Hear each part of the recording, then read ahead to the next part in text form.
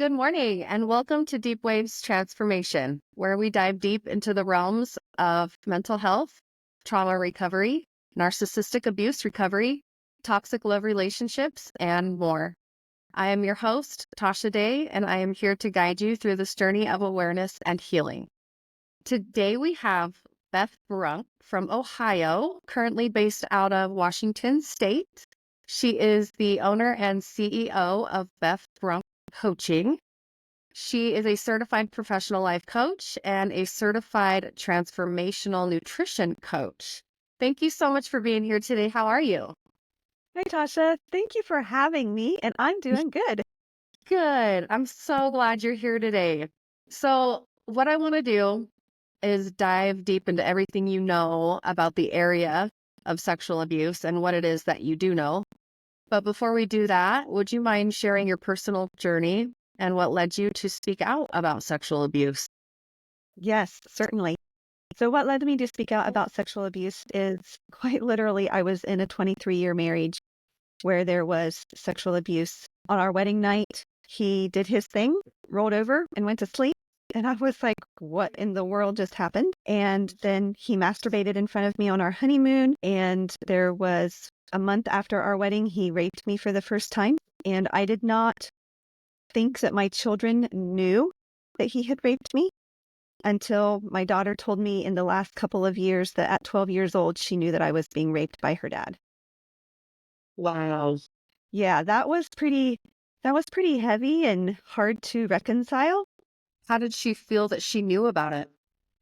She had got up one night to go to the bathroom and she overheard a conversation. We lived in a little tiny house and she overheard him and I talking or potentially arguing. I mean, it may have been one of the nights that he raped me and we were arguing and she overheard it and she was able to put everything together and realize what was going on. Right. Yeah, they're not stupid. They know what's going on. Yeah. Yep. What else can you share about that story with us?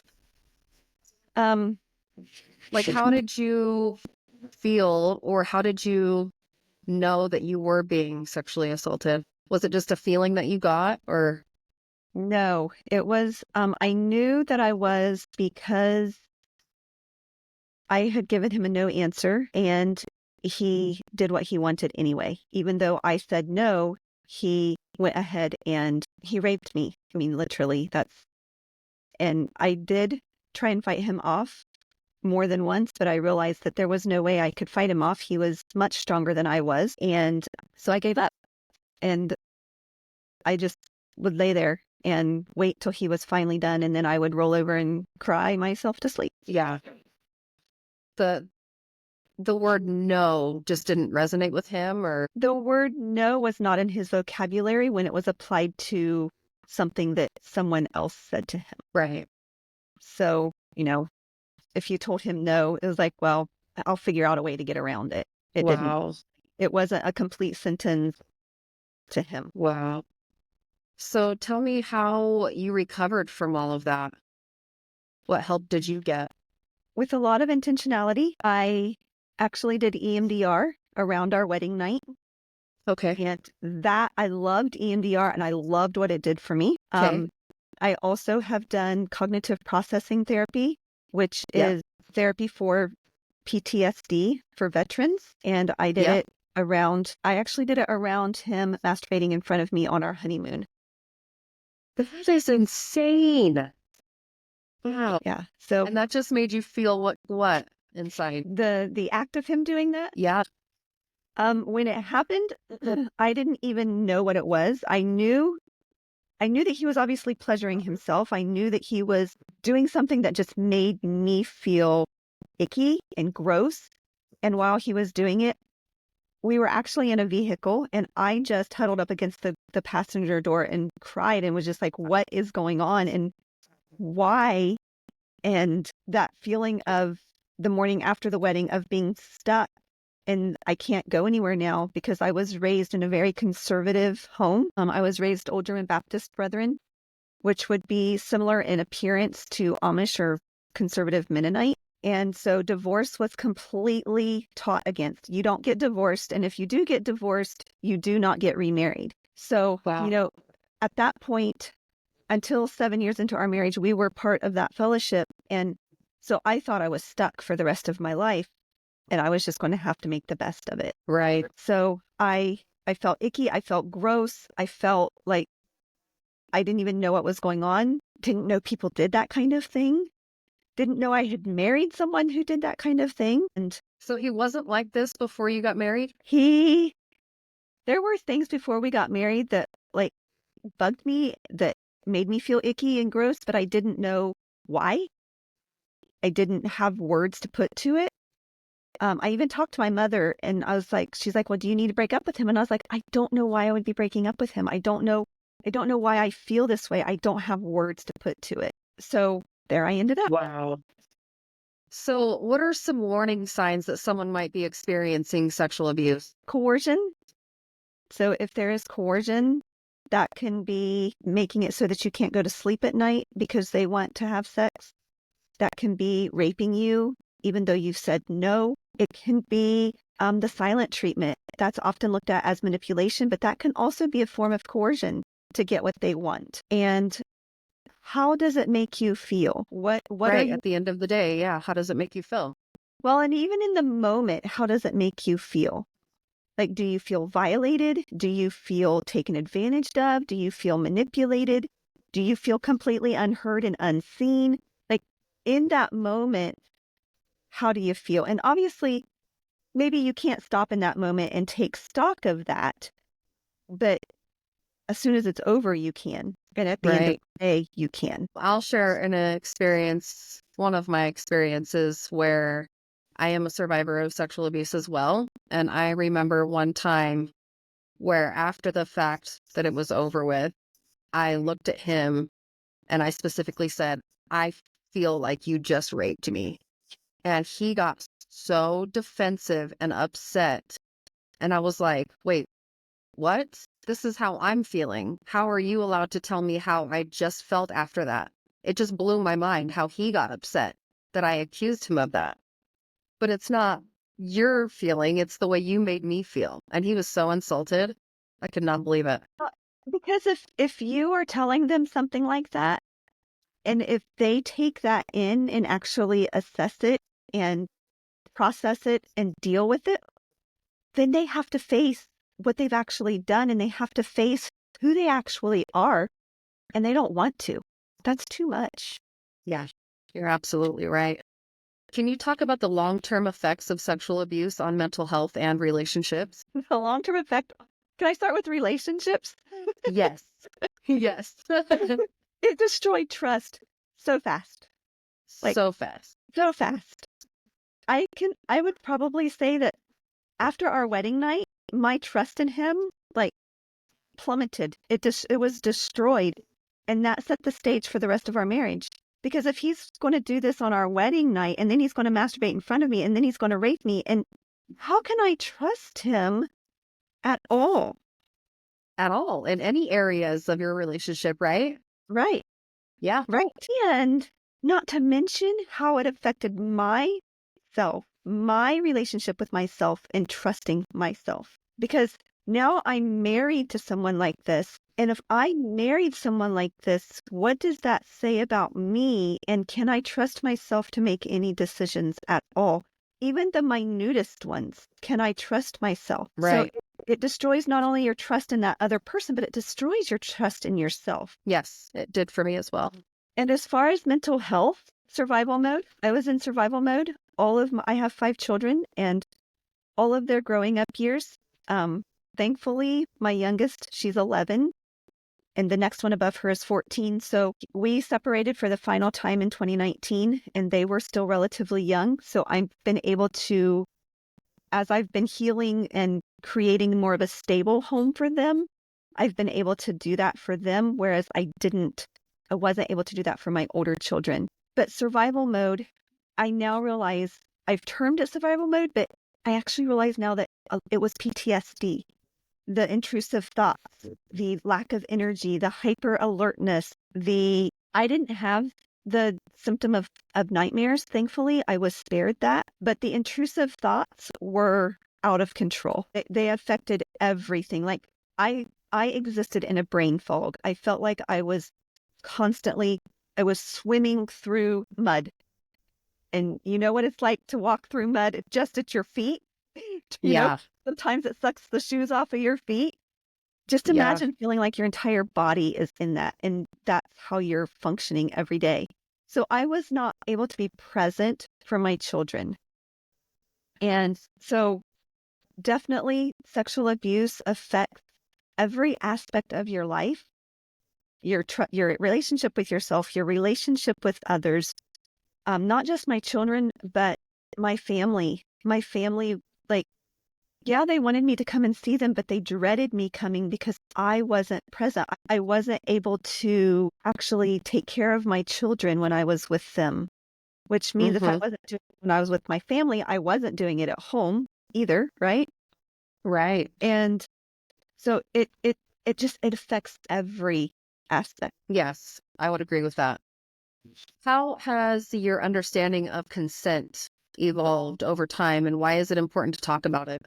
My understanding of consent, I now understand no is a complete sentence. And It if is. I or someone else says no, then it stops now. I've been very intentional about teaching my children that no means no, and you don't question it. You don't, like, they can question it with me. Obviously, they can ask to understand why I'm telling them no. But if they're doing something to each other and each other says no, then you stop. No matter what it is, you stop. Um, I Right. un- I understand too that consent can change. You might say yes to start with, but then it might change to no, and that's okay. And it's not, there's this popular conception of, well, women, they just change their minds. Well, that's not Mm-hmm. actually the case. Men also change their minds. It's just that they want to view women as being fickle. And they view women as being fickle if we say yes to start with and then we say no. Now we're fickle and now we're just playing with them. But in actuality, all of us can change our minds and say yes and then say no. So it can start one way and it can end another way. It really can, yeah. Also, consent, you can be manipulated into it, and that should never happen. That shouldn't happen ever on either side, whether it's male or female. Should never, manipulation should not be happening at all. Right. What role does education play in preventing sexual abuse, and what can be done to improve awareness, do you think? Well, education. So there's things like masturbation. I didn't even know what that was when it was happening in front of me. So I've been intentional about teaching my children what masturbation is and what my views on it are. So educating them on that and educating our children on what sexual abuse is. Sexual abuse, yes, it's rape, but it can also be something that someone says to you.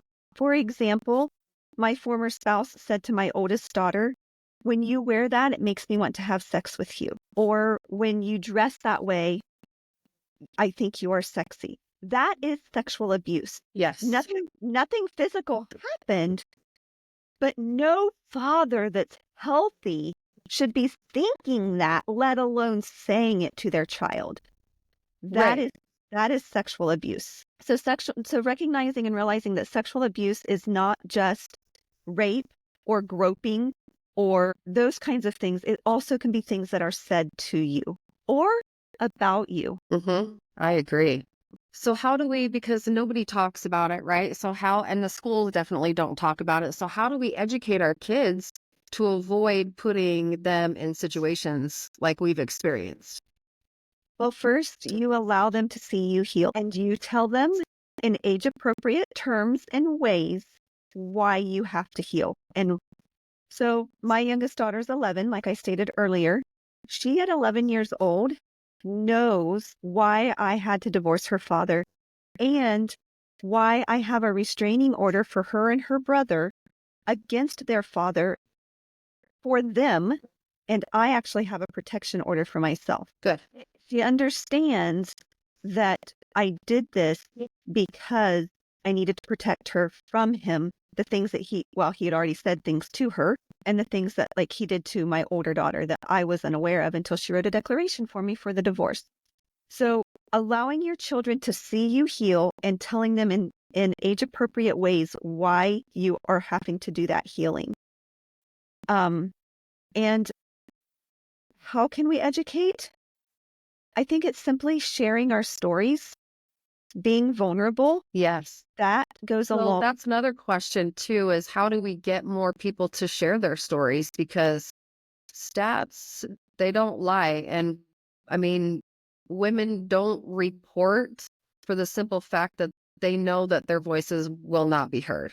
Right. So how do we get more women to speak about their story? By speaking Like, about it it. was scary. I remember it was scary for me to actually report the crime, like, because I know a lot of women don't do that. And so I felt in that moment that, you know what? I'm going to step up and be one of those women that actually speaks about it and helps other women to take the duct tape off of their mouth so they can speak, because I know it's terrifying. It's Right. terrifying. Well, Nobody and wants to talk about it. Nobody wants to relive the story, you know? yes, one of the ways I think is by us sharing our own stories. You know who Brene Brown is? I don't. So she is a shame and vulnerability researcher, Okay. and she's written several books. One of them is Daring Greatly, Rising Strong, The Gifts of Imperfection, The Atlas of the Heart. And I read Daring Greatly and Rising Strong back in 2017, 16, 17, something like that. And my takeaway, to really, really boil this down to my point, my takeaway was vulnerability is the antidote to shame. So when Right. you have shame and you start speaking, sharing your story that's causing the shame, then you can embrace the shame, you can process the shame, and you can help it to dissipate. But I also discovered that in being vulnerable, when I was vulnerable, others realized I was safe and they were able to be vulnerable as well. Yes. Yes, So same. I love when that. They're like, "Oh, if she's doing it, then I'm gonna do it." right, And right, that's my goal, is to get more women to speak about this. Don't be so scared. We all go through stuff. Let's talk about it, and we can right, all heal together. right. And Yeah. so I have this analogy that I would like to just put a plug in here. Have this analogy that the Bible talks about bringing things to the light. And when things are brought to the light, they lose their control, their hold over us. They lose their power over us, if you will. When we keep everything inside our heads, inside our bodies, it's dark in there. It's dark in our heads, it's dark in our bodies. But when we begin to speak it out or we begin to write it, we are exposing it to the light, and it literally causes that to lose its power. So bring things to the light. You will feel so much better getting them out of you. You will feel so much better when they're exposed and they can be examined and processed and dealt with, and you can heal from it. Because as long as you're continuing to hold it in that darkness, you can't heal from it. Right. And for me, I've learned that vulnerability is my superpower. So Yes, yes, it really is. yes. Yeah, I love that. I'm not afraid anymore. It's nice. Yes. Yeah, me either. I'm like, you know what? I've been through some really yucky things, but let me just tell you about it because maybe it'll help you. And Yes, that's what I've discovered is talking about it helps others. it really does. How can survivors of sexual abuse find support and begin the healing process? Like, where did you begin? I began with, I began by finally speaking out. My family, specifically my mother, knew pretty early in our marriage that he looked at pornography, but I didn't share the abuse aspect of it until 2015. So I'd been married 15 years or close to 15 years before I finally started sharing the abuse that I had been through. And Wow. so I started by speaking out literally, and that opened And the your door. family was where you started? And my family was where I started. Okay. And that opened the door to be, once I realized that my family supported me, I realized there was probably be others that would support me as well. Now, I made some horrible mistakes about who I shared with. I'm just going to put that out there because there's a difference between safe people and people that will listen to your story. They're Yes. not the one and the same. Yeah. So be very wise and discerning about who you share with, because the safe people are who you want to be sharing with. You don't want to share with just anybody that'll listen to your story because that doesn't mean they're safe. Right. So I started with opening up and sharing with my family. And from there, then I went to EMDR therapy and literally, Explain to the audience what EMDR is exactly and what you yes, were put through. yes, I love EMDR. So I didn't know it. I love looking back and seeing how the Lord works in our lives because I didn't know when I found this therapist. She lives an hour and a half from me because I couldn't find one any closer to me. But I found out after I went to her for my first session that she was actually specialized in sexual abuse. I just thought she did EMDR and that's what I was going for. And to find out that she actually specialized in sexual abuse was just like an icing on the cake. Yes. But EMDR is eye movement desensitization reprocessing. So we do this in our sleep, our REM, rapid eye movement REM sleep. Our eyes are moving back and forth rapidly, and they're processing our day. They're processing different experiences that we've had through the day, that kind of thing. And when our eyes move back and forth like that very rapidly, it causes both sides of the brain to work together. So the synapses are going through both sides of the brain. And you can simulate this with a light bar where the lights move back and forth very rapidly, or some therapists use vibrators that you hold. One will vibrate and then the other will vibrate, and that stimulates the brain to move back and forth. Walking does it. So if you find when you're healing and you're processing things, you like to go for walks, it's because you're making your brain work together on that walk while you're thinking about all those things that you're dealing with. Anything that stimulates your brain to work together like that is really, really good. So my therapist used a light bar and the lights moved back and forth very rapidly. And I would follow them and she would stop and she'd say, okay, what are you feeling? And I would tell her. And sometimes I would be feeling like really happy and joyful. And other times I would be like, I just want a blanket and I want to curl up in a ball and I don't want to do anything else. So she's like, okay, watch the lights. And so we go again. And the next time I might just be laughing hysterically. And I wouldn't necessarily know why, because she described it as there's a train, and as you're watching the lights, this train is moving through, and you're just seeing these different things, and you're processing them. I didn't Okay. necessarily know what it was I was processing every time. There were some things I knew I was processing, and that was really cool. But there was a lot of times I didn't know what I was processing. I just knew how it was affecting me emotionally. I wanted to cry, or I wanted to laugh, or I wanted to curl up in a ball and have a blanket and like do nothing. I wanted to just be done. But Yeah. it was super effective for me. And I've heard since that there are a lot of people who can't do it because they respond to it differently. But it was super effective for me, and I recommend anybody try it. Awesome. Good. I'm glad you threw that out there. What role do media and entertainment play in shaping public perceptions of sexual abuse? Because it's everywhere, right? It is everywhere, and Yes. movies glorify it. Yeah. Movies glorify it. Books glorify it. Yeah. I have never read 50 Shades. I've never read some of those other things. I will not touch them for more reasons than they literally contain sexual abuse. Sure. But it's glorified in our media and in books, movies, all kinds of ways it's glorified. Yeah. And so how do we get these girls to not look up to that? Because that's not what love is at all. Whips and chains and all of that is not love, guys. Right, right. It's not. Oh, And if it oh, hurts, it's not love either.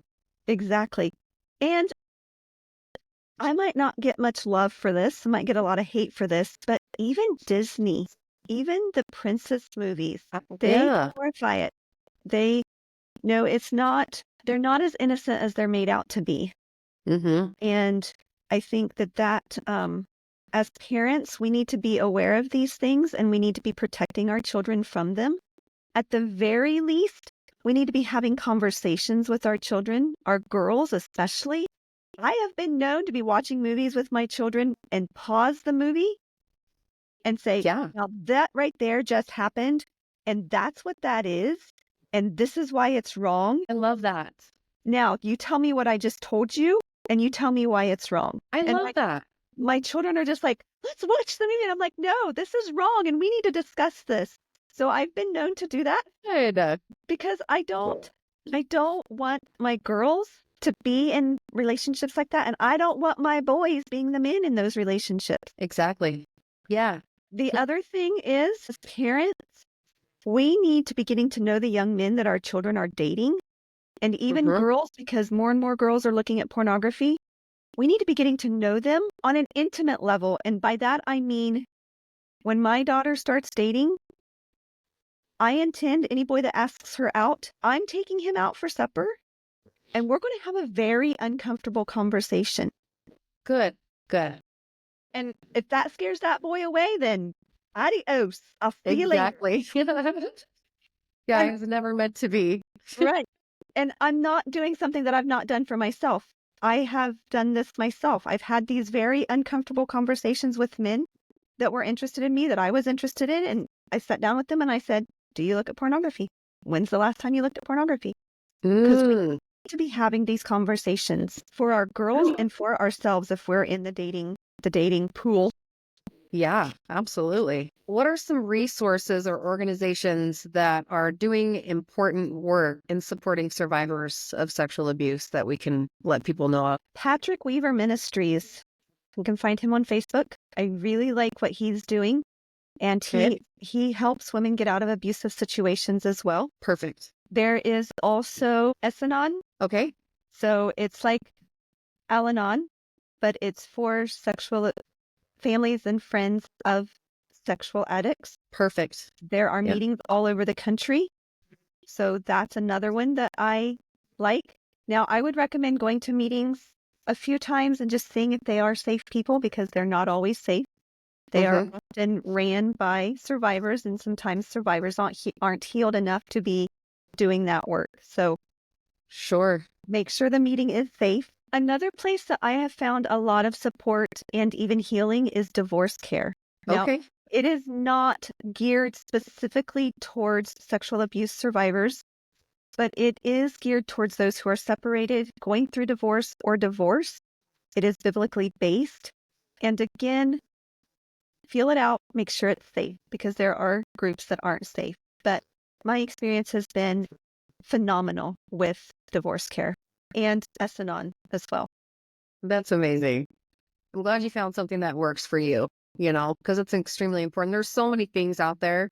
It's like, where do we go? Where do we turn to? What's going to work for me specifically? So, my next question is, how can survivors reclaim their sense of self and autonomy after experiencing sexual abuse? This is one of my favorite subjects. Yes. Yes. How Self-care, can we reclaim it? self-care, self-care, self-care, self-care. Okay, what does self-care mean? Let's So talk about that. take care Because of a lot of yourself. girls today are like, oh, let's go get my nails and feet done and my hair done. Self-care. I am sorry to pop that bubble for you, but let me pop it like Yeah. right now. That is And not I don't blame you, because I used to be one of those girls. I'm like, okay, yeah, I'm going to go to the spa, and make myself feel better. But that's not really, when you do the healing work, that's not what self-care is. self-care is doing the dirty work. It's getting dirty. It is journaling thoughts and feelings. It's going to therapy. It is making sure that, and this is so overused, but it's making sure you put your own oxygen mask on first. Oh, I like that. We get on the airplanes and we fly, and we always hear the same spiel, right? Every flight. We're like, this is Yeah. stupid. Every flight, I hear this. But yet there might be someone flying for the first time, so they need to hear it. But what do they tell you? They say, put your oxygen mask on before you do anything, before you help anyone else. Hmm. And, you know, when you start flying with children, you're like, but I need to help my child Right. first. No, Right. you need to take care of you so you can take care of your child. Self-care is taking care of you so that you can take care of the other people in your life, or you can show up for the other people in your life, whether that's your children, extended family, siblings, whatever, whoever that is. You need to take care of you so you can show up for them. So Yes. self-care it literally is getting in the ugly within yourself and doing the work of healing. That is self-care. Eating Yes. chocolate and taking bubble baths and getting your nails done, that's not self-care. Do they Mm, have a place within self-care? Yes, but Sure. way out there on the periphery, not in the middle where it's really yucky and messy. Right. What are some effective strategies for raising awareness in the communities? That is such a good question, and I'm asking that same question I like that. Okay, then. because there were resources available to me that I didn't know about. And how come we don't know about these resources that are available to us? Yeah, exactly. How can we? So, that's where I can say for anyone listening, if you're in this situation, Google abuse advocate in your city or town, abuse advocate. There's something's going to come up for you. Mhm. In my town, it's called Aspen, and Aspen Abuse Advocates, and they will go to court with you. They will help you get protection orders. They will help you get away safely. So Google abuse advocate for your town or city and see what would come up. I don't know why it's so hard for this information to get out. I honestly don't. I don't either, because they want to share it on movies and television and books and everything. Why is it so easy to share that, but not the help? Here's help. sex, right? But then where do we go for help Right. after the fact? Right. You're glorifying it, but what if something happens and where do we turn to? Right. Yeah. Which leads me to another question, but I don't know if you would. How can policymakers better address the issue of sexual abuse through legislation? Well, I can speak to my state. I don't know. Every state is different. But first of all, I think it starts in our district courts. I think attorneys who become judges, but attorneys in general and judges, they need to be trained in sexual abuse. They need I to be agree. trained in what narcissism is and how it shows up in court. Yeah. Because these guys that are narcissists that are doing this abuse, not all narcissists are abusive. Potentially. That's not been my experience, but potentially. I'm not going to lump them all in the same thing. They can manipulate the court system so easily. And Yeah. those of us who have endured the abuse often aren't heard. Now, my case was different because my former spouse actually sent me text messages saying that he had raped me and that he had abused our children. Can you imagine how valuable that was when I went to get protection order? Wow. Yeah, that was Very. super valuable when I went to get a protection order. I think where it's going to really start is with us and speaking about it and saying, "Hey, no, I was abused. That was abuse. And we need to see some changes, like protesting." Right. Getting more women to speak about it, I think, is going to help initiate that change. I Right. think. Definitely. But also then those who are advocating for us or against us need to be trained in what this looks like and how to handle and deal with it. And then it goes up. Just there needs to be more awareness. And like in my state, my daughter is 23 now, and she cannot press charges or seek restitution against her father for the things that he said and did to her because the statutes of limitations have ran out. Statutes of limitations on sexual abuse for children should never run out. No. So that's something that needs to be changed. That is something that needs to be changed. Mm-hmm. And I'm sure that my state, Washington State's not the only state where this is the case. I would not be shocked to learn that the majority of the states are this way. But I know there are some who actually do take it seriously and the statutes of limitations do not run out. I'm not thinking of who those are right now, but so yeah, statutes of limitations need to not run out. If you, like me, have proof, his own admission that he did these things, statutes of limitations for me should also not run out. But I also understand that law enforcement kind of their hands are a little bit tied. There's a fine line, but Yeah. I'm finding that it's not very often that women are going to say that this has happened to me and be lying about it. Yeah. They don't take it seriously. They don't. No, they especially don't. coming from a man. It's like, you know what? You've never even walked a day in my shoes, dude. Like, how can you justify how I'm feeling inside and how that made me feel? And now what am I going to experience for the rest of my life due to this traumatic event? Right. You don't get to suffer with that. We do. Right. So how well do you know about narcissistic abuse as well? Does that kind of tie into sexual, like we were just mentioning? Do you have an experience of your own that you lived through? Because it's brutal.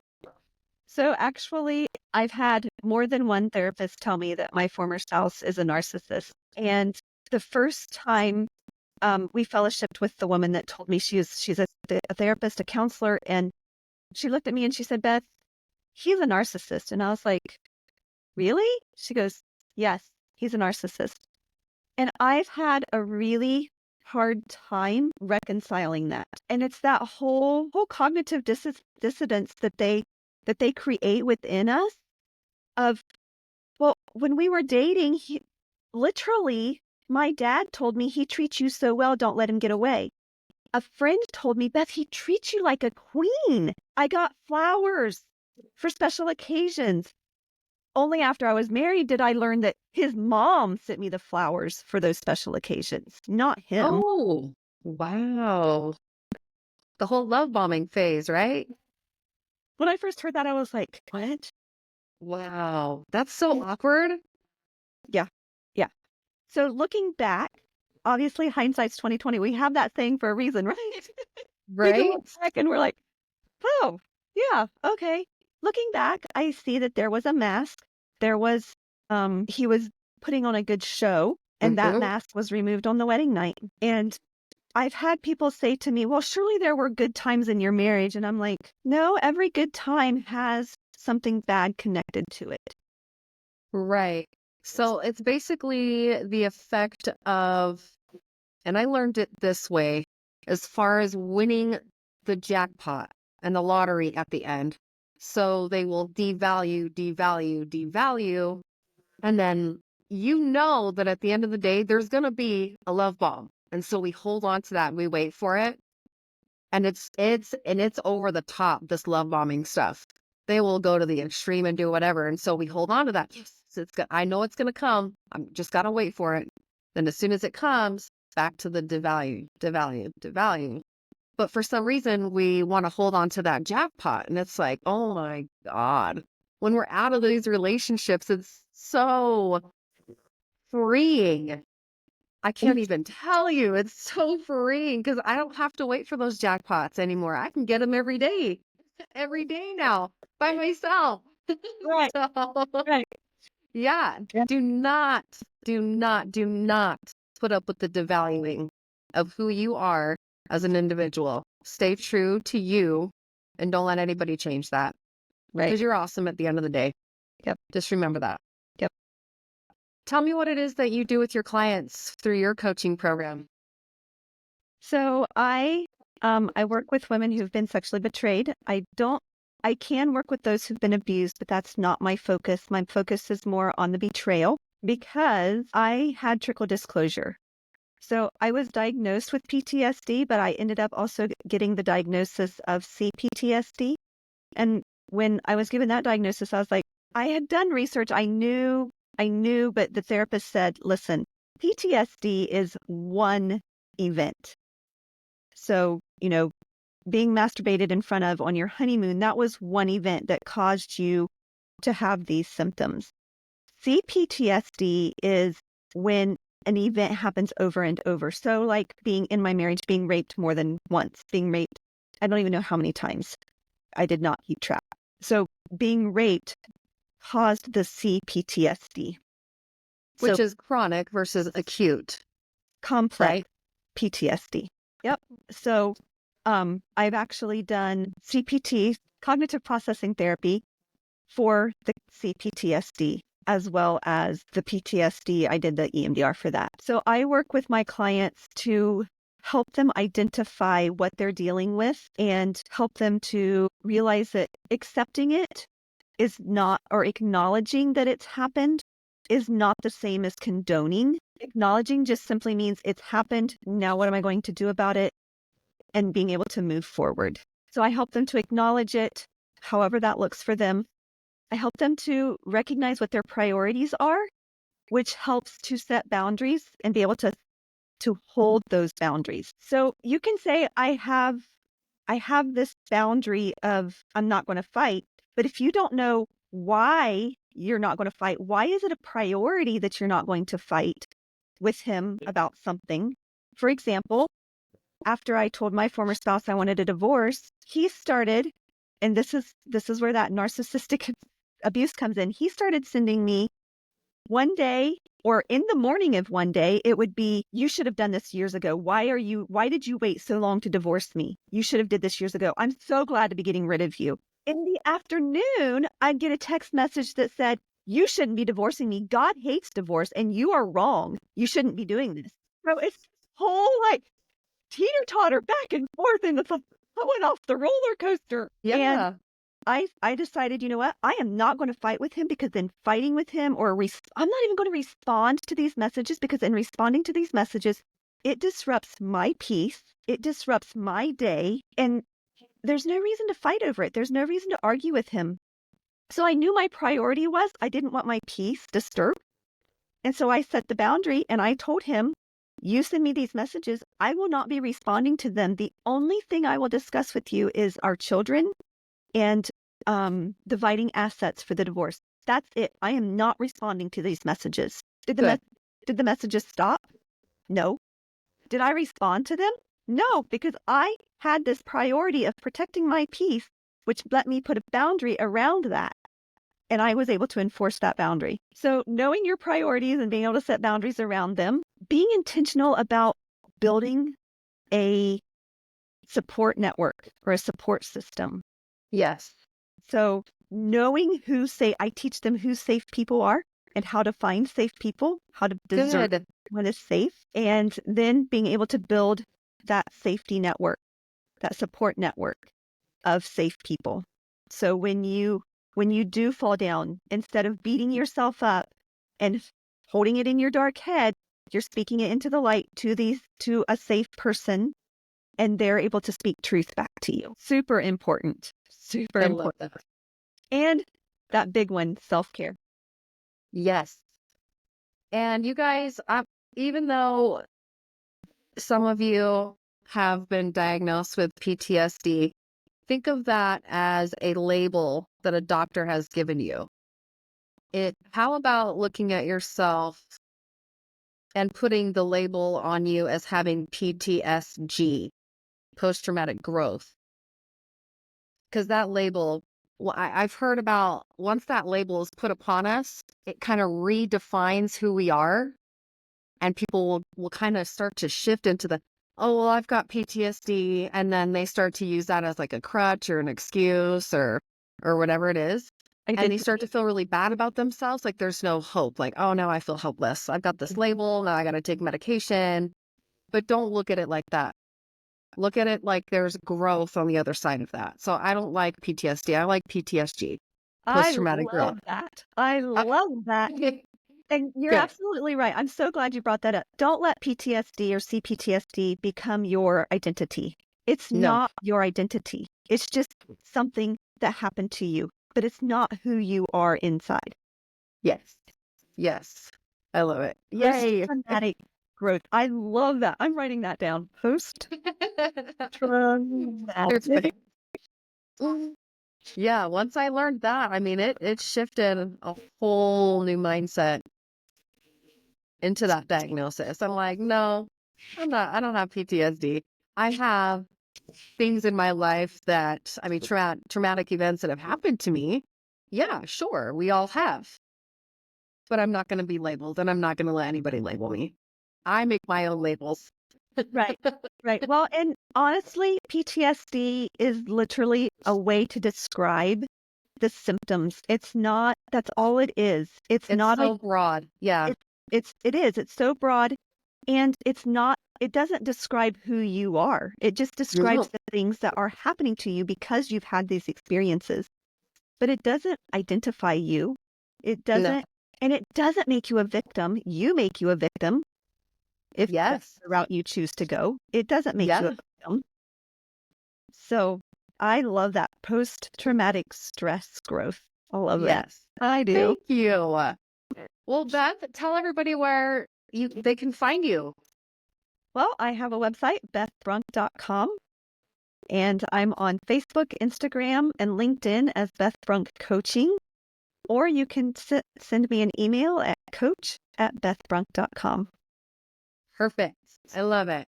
Well, it's been a pleasure speaking with you today. With you as well, Tasha. Thank you. Yes, of course. Okay, you guys. Well, that is all we have for you today. Remember, your journey to healing starts with understanding. Stay strong and stay informed. Every step towards awareness is a step towards freedom. Until next time, keep riding the waves of transformation with us. I'm your host, Tasha. Have the most wonderful day. Thanks, Beth. Have a great one. Thank you. Of course. For more information on how you can find me, please visit deepwavescoaching.com and on my Facebook and Instagram page at Deep Waves Life Coaching.